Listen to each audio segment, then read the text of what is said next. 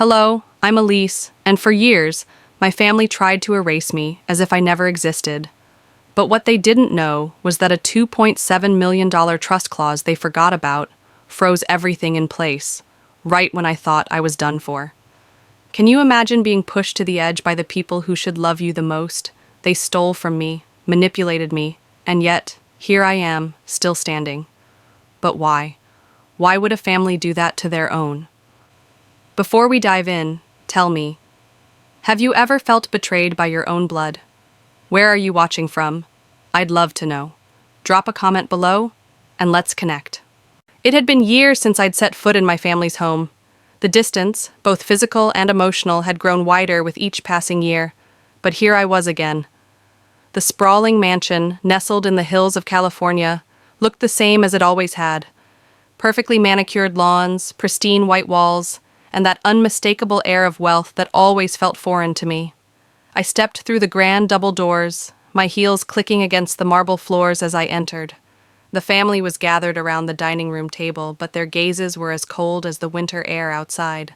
My mother's thin smile was more a tight-lipped sneer than anything else, and my father didn't even acknowledge my presence. Miranda, my younger sibling, gave me a glance that could freeze fire. "Elise," my mother said, her voice stiff. "It's been a while."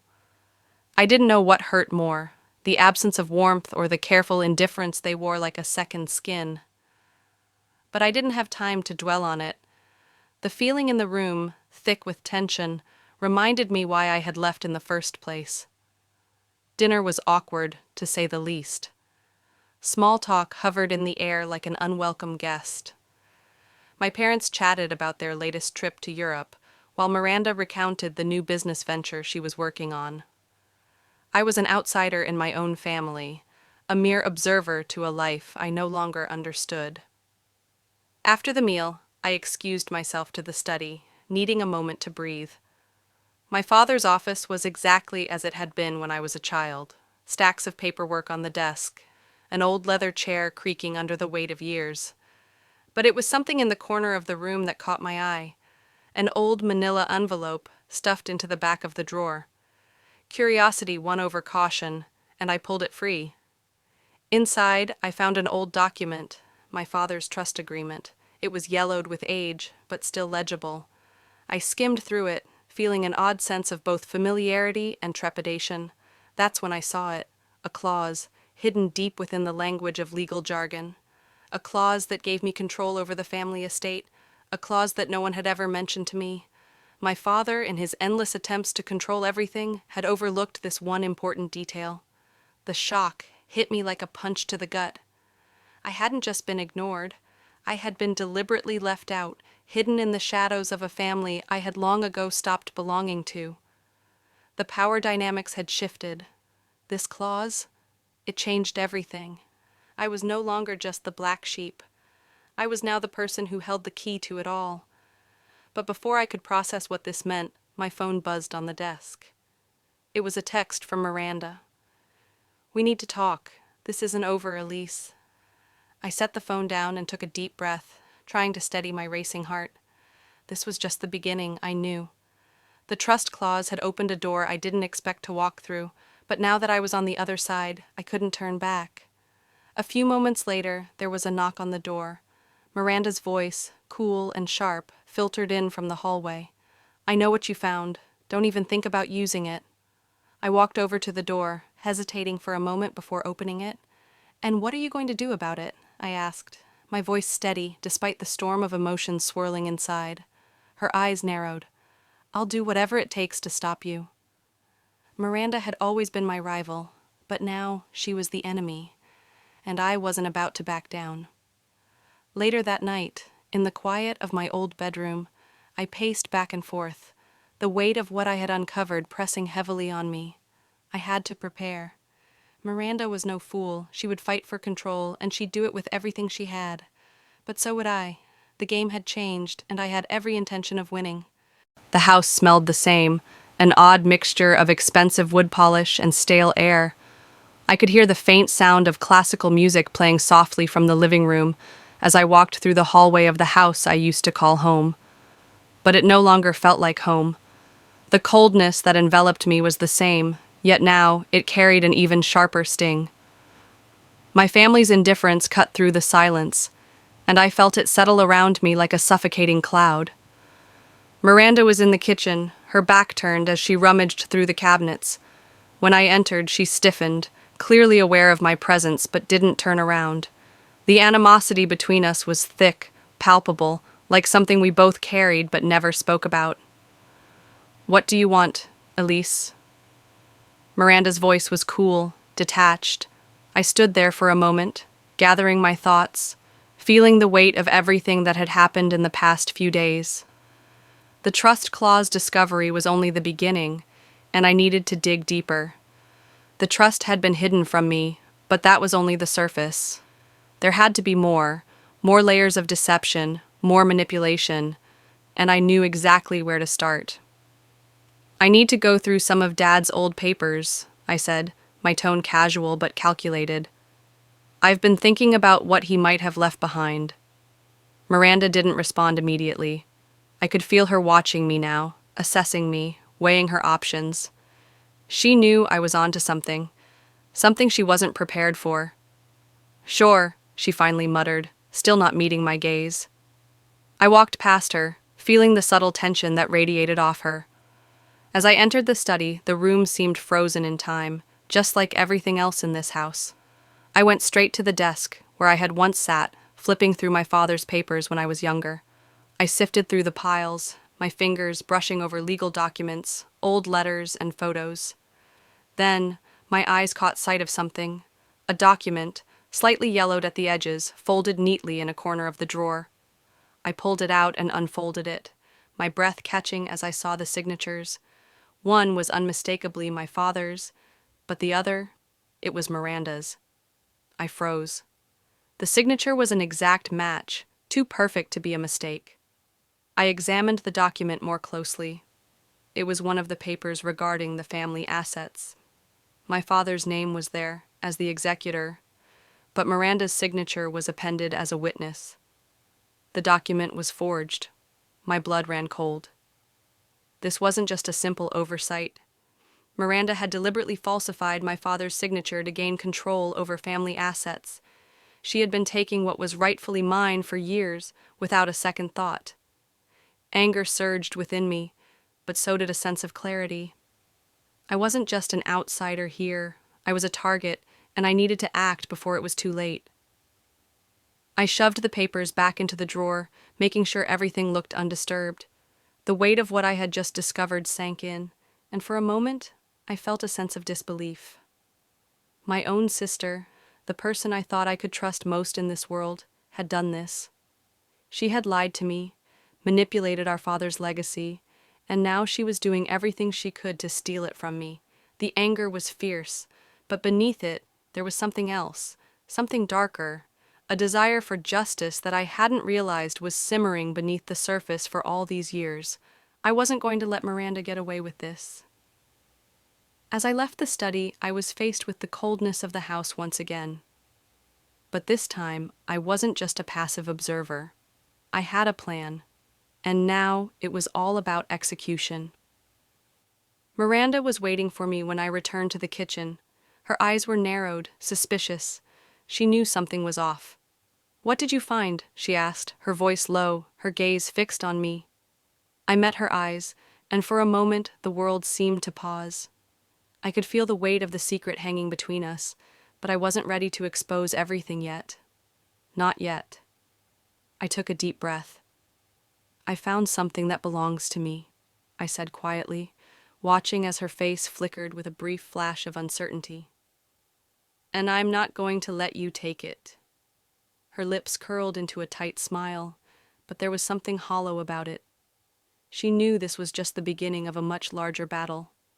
And as much as she wanted to maintain control, she would soon realize that the tide was turning. The game had changed, and this time, I was going to play it my way. I sat in my father's study, the weight of the past 2 days pressing on my chest like a heavy, suffocating blanket. The documents I had uncovered, Miranda's forgery, still burned in my hands. I didn't know where to go from here. I thought I was prepared for everything, but nothing had ever prepared me for the depth of betrayal that now lay before me. The soft ticking of the grandfather clock was the only sound that filled the room. I tried to focus, but my thoughts kept circling back to the same unanswerable questions. How could Miranda do this to me? How could my parents? The very people I once trusted with my life had chosen sides without a second thought. I had always known there were cracks in our relationship, but this was a whole new kind of fracture. I stood up, walking over to the desk where my father's old leather chair sat. It felt strange, like a relic from another time. It was supposed to be the chair of authority, a symbol of the man who was once the center of this family, but now it felt hollow. Like everything else in this house, it was just an empty shell. Suddenly, my phone buzzed on the desk, a message from my mother. "Come to dinner tonight. It's been too long." I stared at the words, my fingers itching to type a response, to tell them everything, to scream at them for the betrayal. But I didn't. Not yet. Not until I knew exactly how I was going to play this game. I wasn't sure what I expected when I walked into that room later that evening. But the coldness was even more suffocating than it had been in the past. My parents didn't look at me. Miranda barely acknowledged my presence, too busy playing the part of the dutiful daughter, all while hiding the truth beneath her polished exterior. Dinner was a muted affair, the clinking of silverware against porcelain the only sound that broke the silence. I wanted to speak up, confront them all right then and there, but I held my tongue. The time for confrontation would come soon enough. The night ended with little more than a few awkward goodbyes. As I walked out of the room, I couldn't help but feel the weight of all those years of silence between us, years of not knowing how deep the cracks really went. I retreated to my old room, but sleep wouldn't come. Instead, I found myself pacing, lost in my thoughts. And then it hit me. Something wasn't right. The documents, Miranda's forged signature. They weren't the only thing I needed to look into. There had to be more manipulation, more lies, more control. I had to dig deeper. I spent the next few hours poring over every file I could find. My mind raced as I sifted through legal papers, trust documents, anything I could find that might give me another clue. And then, in the corner of the desk drawer, I found it. A video file titled Family Discussion. I hesitated for a moment before clicking play. The video opened with my parents sitting across from each other, talking in hushed tones, clearly unaware of the camera recording them. My father's voice was soft, but I could hear the tension in his words. "We can't let her get her hands on the trust," my mother said, her voice cold, calculating. "Miranda's the one who's been there. Elise. She's always been distant. We can't risk losing everything." My heart sank as I heard the words, but it wasn't just what they said. It was the tone. It was as if they were already planning for me to be out of the picture, as if I was nothing more than an obstacle to be removed. They had known about the forgery, had accepted it, had chosen Miranda. And I was just collateral damage. The video cut off abruptly, and I sat there for a long time, staring at the screen, trying to make sense of what I had just seen. The world around me felt like it was crumbling. My parents, my own parents, had not only failed me, they had actively worked against me. I didn't know what hurt more, the fact that Miranda had betrayed me, or that my parents had supported her all along. They had dismissed me, ignored me, and now I saw that they had conspired against me all this time. But this wasn't the time to break down. Not yet. I had a decision to make. I had to confront them. I had to show them that I wasn't going to let them take everything from me. The next morning, I called a family meeting. The moment they saw the video, they knew the game had changed. But instead of apology or remorse, I was met with cold defensiveness. "You have no idea what you're talking about, Elise," my mother said, her voice a mixture of anger and denial. "This is a family matter. You're overreacting." "I'm overreacting?" I snapped, my voice trembling with fury. "You've been plotting behind my back for years, and now you want me to just sit here and pretend it's fine?" The tension in the room was suffocating. My father, who had been silent throughout, finally spoke up. "It's not what you think. We're doing what's best for the family," he said, his voice dismissive. "This is all just a misunderstanding."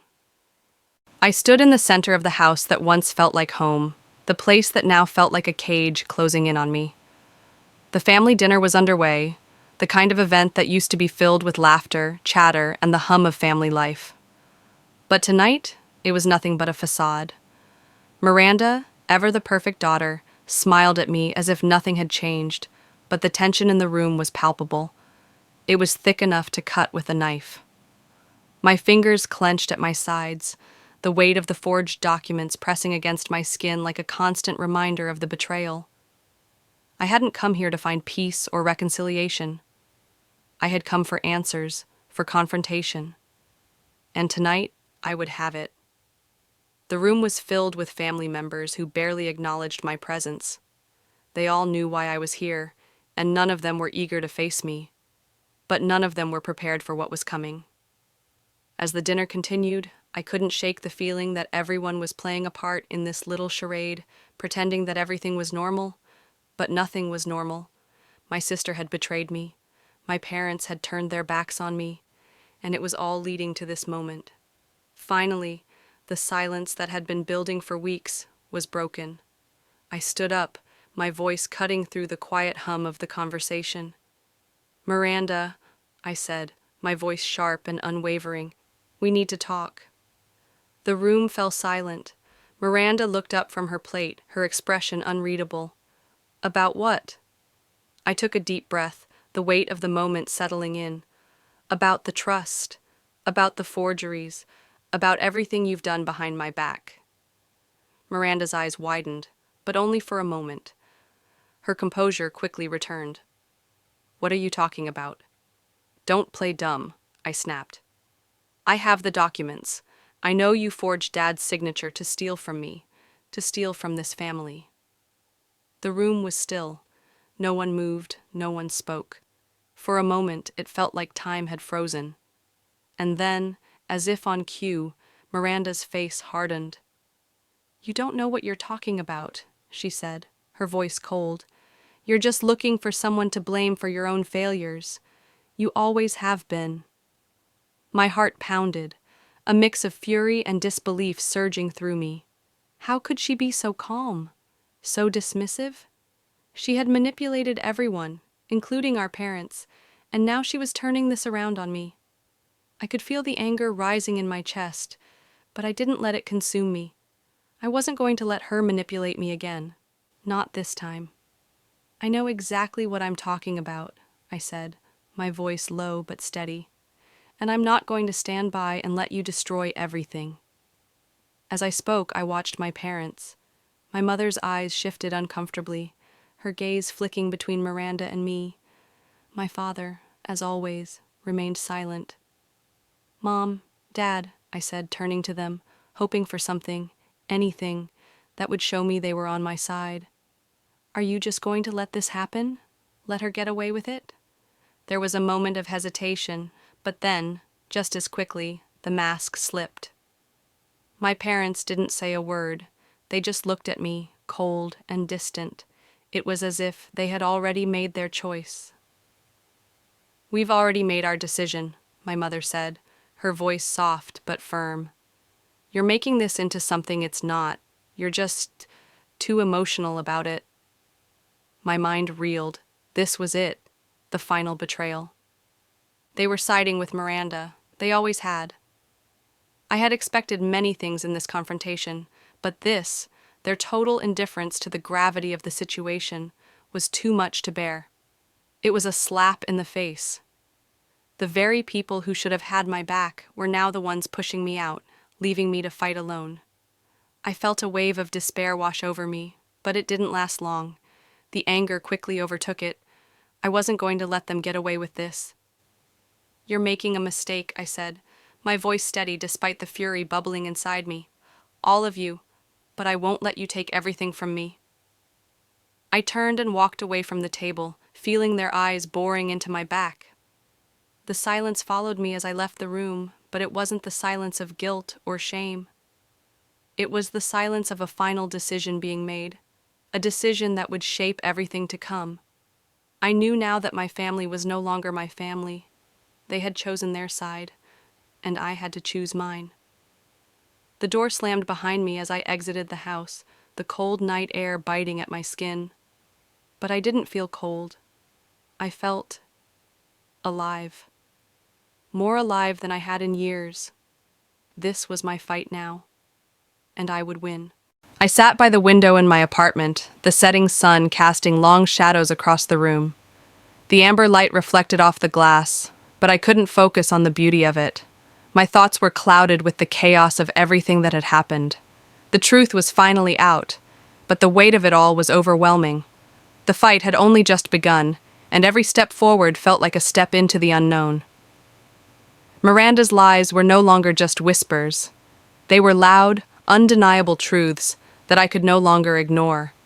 But as much as I wanted to act immediately, there was a nagging fear at the back of my mind. What if I made the wrong move? What if the consequences of taking action now were more devastating than I could handle? I closed my eyes, trying to calm the storm in my head.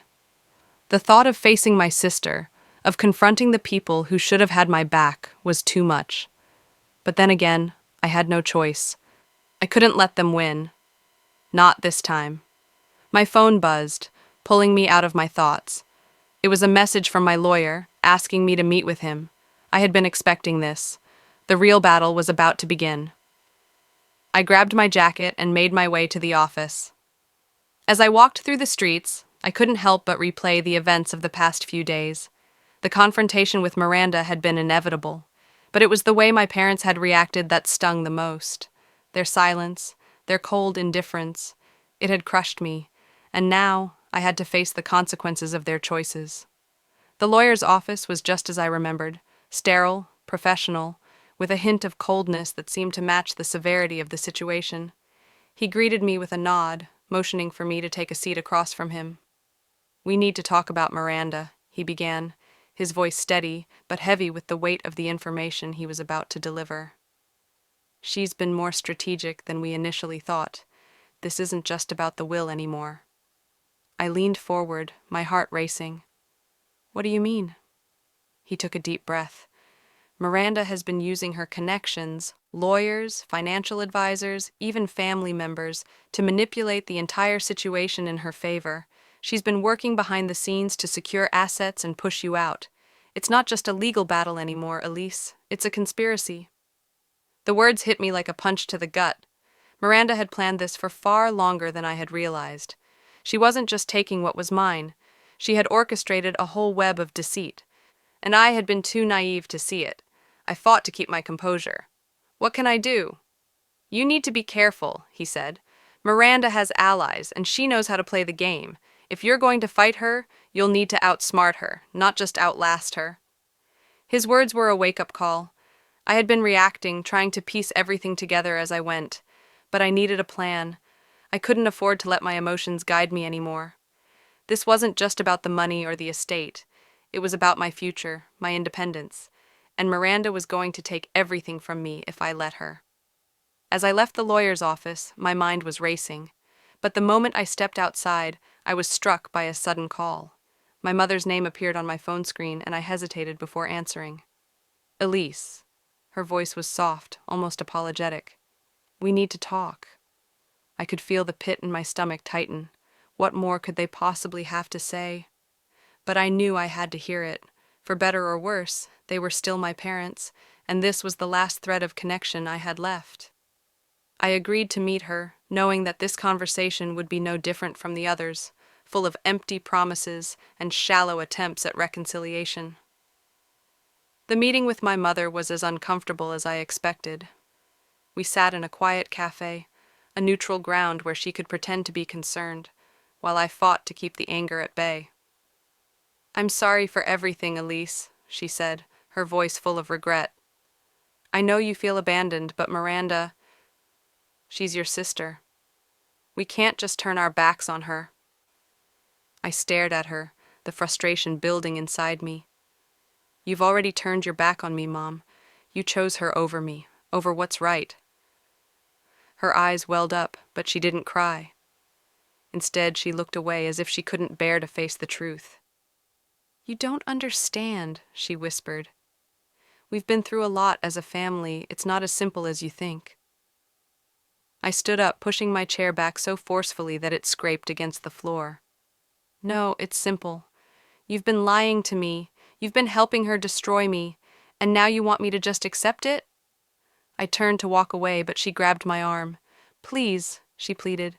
"Don't do this. Don't let Miranda win." I wrenched my arm free. "It's too late for that. I'm done with all of you." I left her sitting there, her hands trembling as I walked out into the cold night. The betrayal had cut deep, but now I felt nothing. I sat in the kitchen, the faint smell of coffee lingering in the air, staring at the same walls I had once felt safe behind. The house was quieter than usual, as if it too was holding its breath. My mind raced. The news from the lawyer about the corporate attack was like a knife to my chest.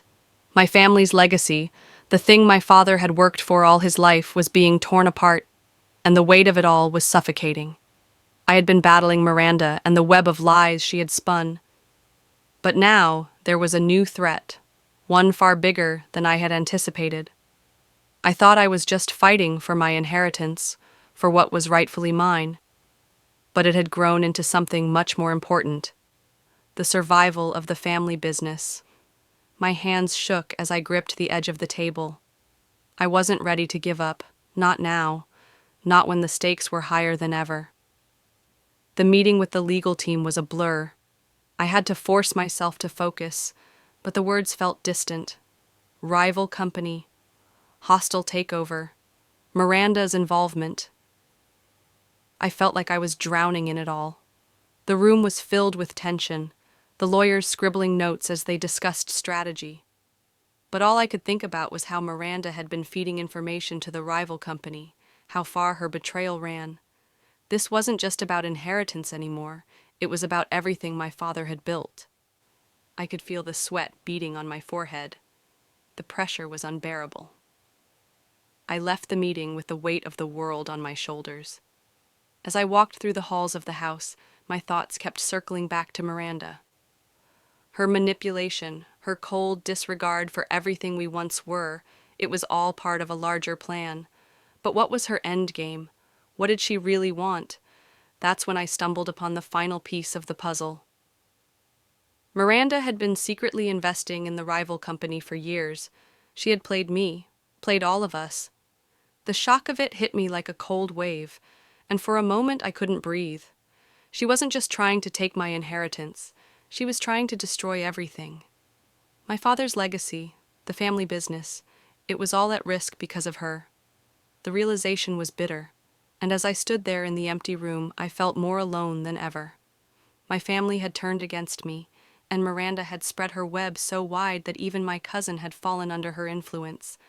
I felt like a fool. I had trusted them, but now I had to protect what was left. I couldn't afford to let her win. I quickly gathered the documents, the evidence of Miranda's deceit, and began to map out my next move. There was no more room for mistakes. The corporate attack was just the beginning. I had to act fast before Miranda could destroy everything my father had worked for. But then, as I stared at the papers, a new obstacle emerged, one that I hadn't anticipated.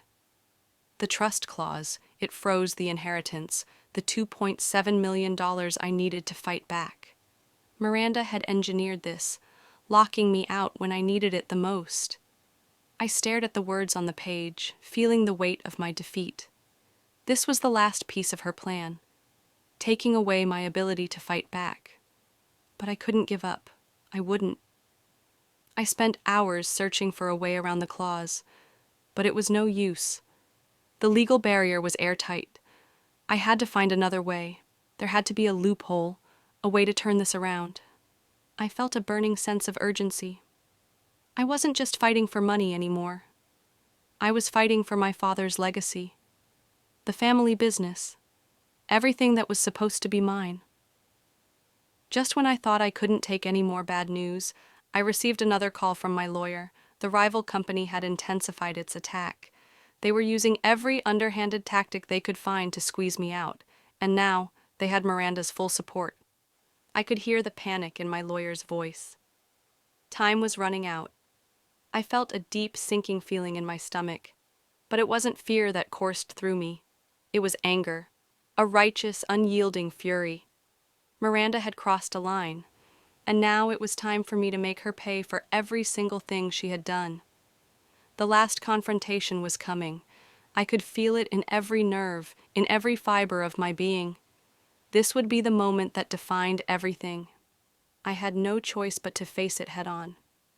I was done being passive, done letting Miranda manipulate everything. This time, I was the one who would control the narrative, and I was going to make sure she lost everything. I stood in front of the mirror, looking at the woman staring back at me, the woman who had been pushed around, discarded, and underestimated. But not anymore. I was done being a victim. And now, it was time to reclaim what was mine. The morning light filtered weakly through the curtains as I sat at the desk, the papers in front of me a blur of numbers and legal jargon. The weight of the trust clause pressed down on my chest, and I could almost hear the ticking of the clock in the background, reminding me that time was running out. The $2.7 million inheritance was locked away, frozen by a clause I hadn't anticipated. The future I had fought so hard for felt just beyond my grasp. But I knew one thing. I couldn't stop now. I had faced betrayal from the people I had once trusted most.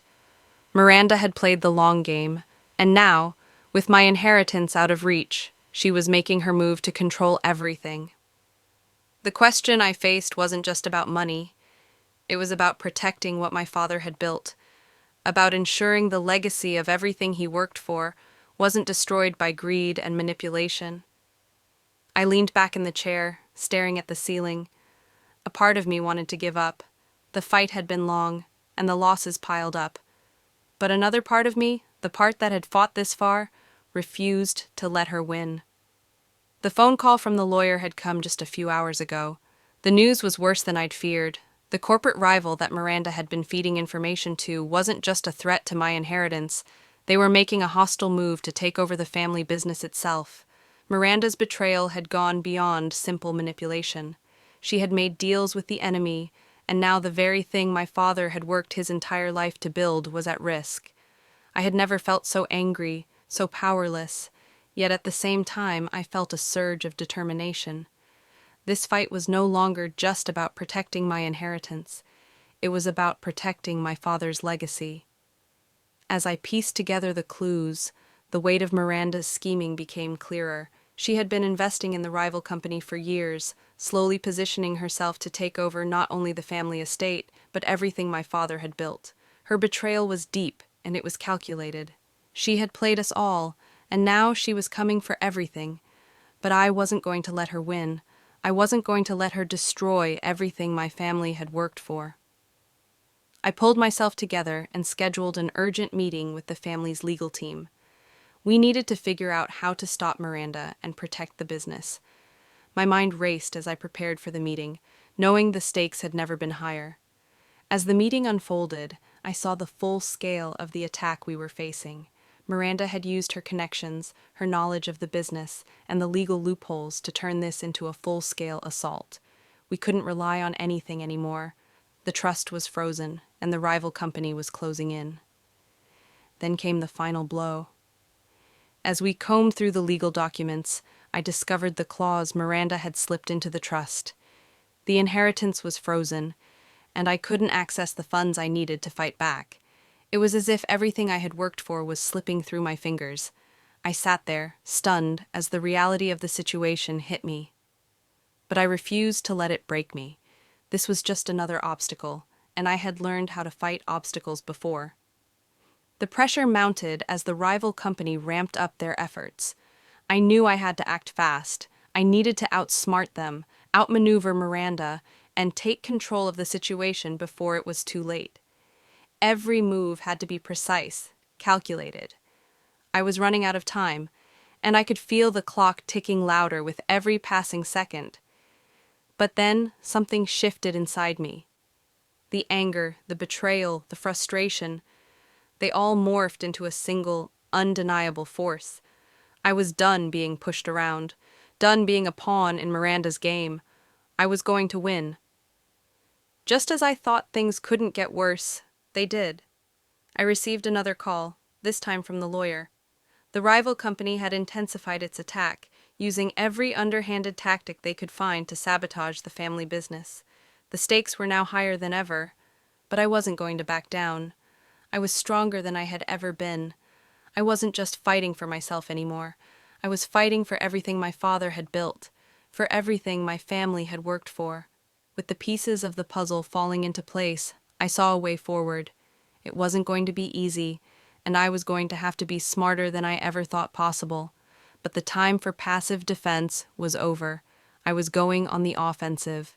The final confrontation was coming. I could feel it in my bones, and this time, I wasn't going to let Miranda walk away victorious.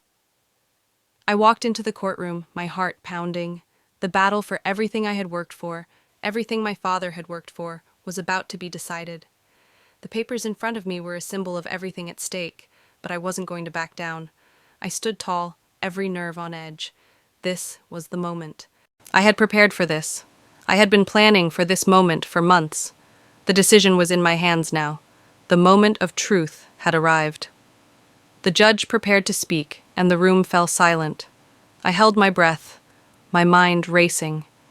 My future, my father's legacy, it all came down to this one moment. I walked out of the courtroom, my heart pounding, but one question lingered. What happens now? As I look back on everything that happened, I realize this journey was never just about fighting for an inheritance or for what's mine. It was about standing up for what's right, even when the odds are stacked against you. I've learned that in life, betrayal may come from those you trust the most, but it's how you rise from it that defines you. The road ahead may be difficult, but it's the courage to take that first step, to fight for your values, that truly matters. If there's one thing I want you to take from my story, it's this. Never let anyone take away your power. Even in the face of manipulation, there's always a way to regain control of your life. You are stronger than you think. Now I want to hear from you. Have you ever faced betrayal in your life? How did you handle it, and what lessons did you take away from it? Drop a comment below. I would love to connect with you and hear your thoughts. And if you found this story inspiring, or if it made you reflect on your own journey, make sure to hit the like button and subscribe to the channel so you don't miss the next chapter of this series. Let's keep the conversation going. And remember, the real victory is never just in what you gain, but in how you rise above the challenges. Thank you for being a part of this journey with me.